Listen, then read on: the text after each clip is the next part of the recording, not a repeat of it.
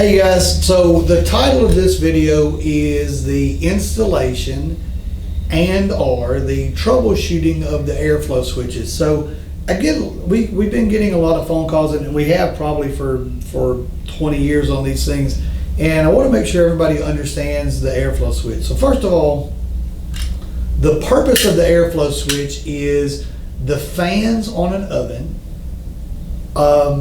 they blow air, obviously, so they're moving air through the oven. So you have the recirculation fan, which is circulating the air through the oven, the exhaust fan, which is pulling the burnt gas fumes out.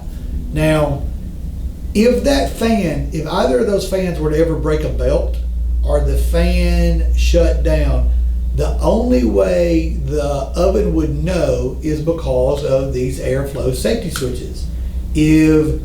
If these weren't there and a belt broke or whatever and the fan shut down, you wouldn't know it. And by code, the oven has to shut down. It cannot operate. So probably 90% of the phone calls that we have received in the last 20 years of doing this, when somebody has a problem with it, it's like, oh my gosh, my oven's not operating. And once we start talking to them, it almost always has become down to a safety trip.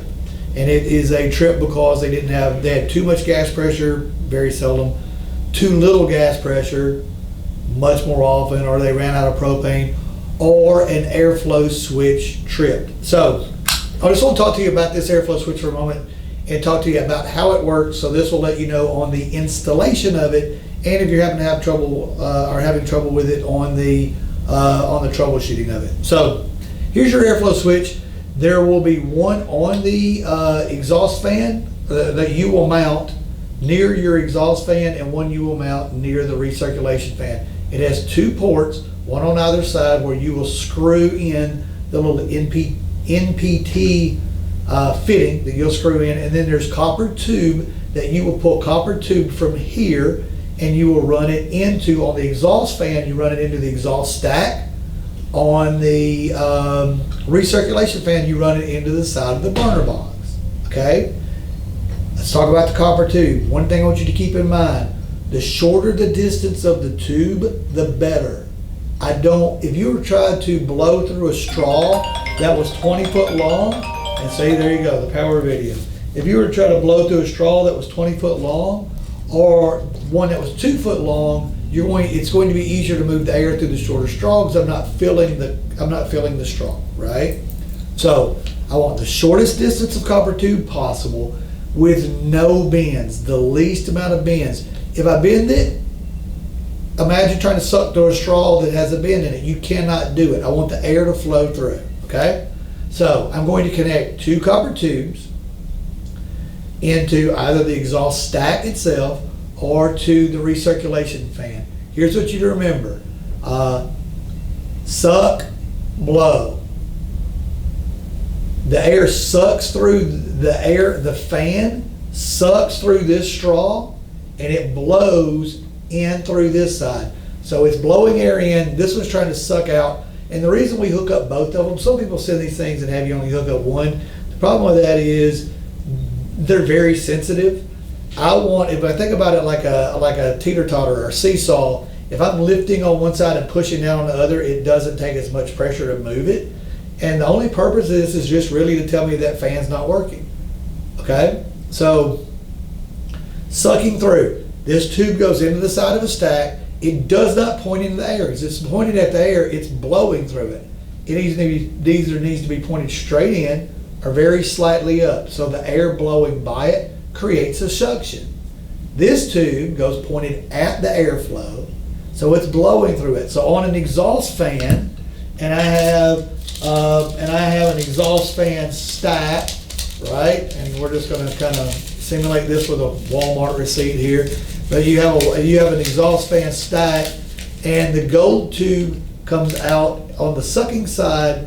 It's sticking straight in, so the air blowing up is going to create suction. It goes into the suck side. The other points down, so it's blowing air through it. It goes into the blow side of it.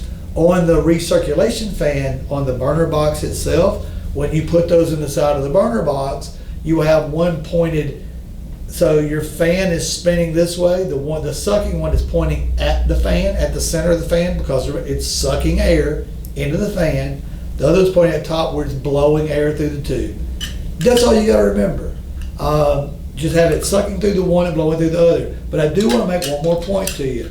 So this has a screw on the bottom of it, and it has to be obviously taken off when you wire. Your electrician will look at the wiring schematic, and it tells them that there's common, normally open, normally closed. It tells you how to wire that switch based on what the location is. I can't tell you normally open or normally closed. Just look at the wiring schematic. But what I do want to point out to you is this little screw right here. That screw is a sensitivity screw. That is a sensitivity adjustment.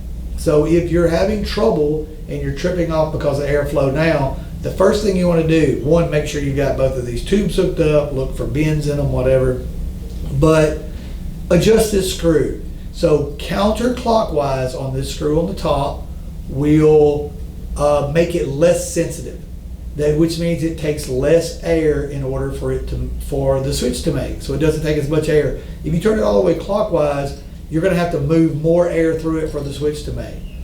I don't care how much air is moving through here. I don't want it to have, it doesn't have to be much. If I desensitize this and I hook both of them up and they're short distances, all I want to know is that by code and for safety is if a belt breaks or a fan quits, something shuts it down, right? So that's what this is for. Again, these are the airflow safety switches. Sucks through this side, or sucks, this straw should be sucking air, this one should be blowing air in, and the sensitivity switch. So on hooking this up, make sure that you hook that up correctly, and if you have to troubleshoot it, there's your way to troubleshoot it, and we hope that helps you out.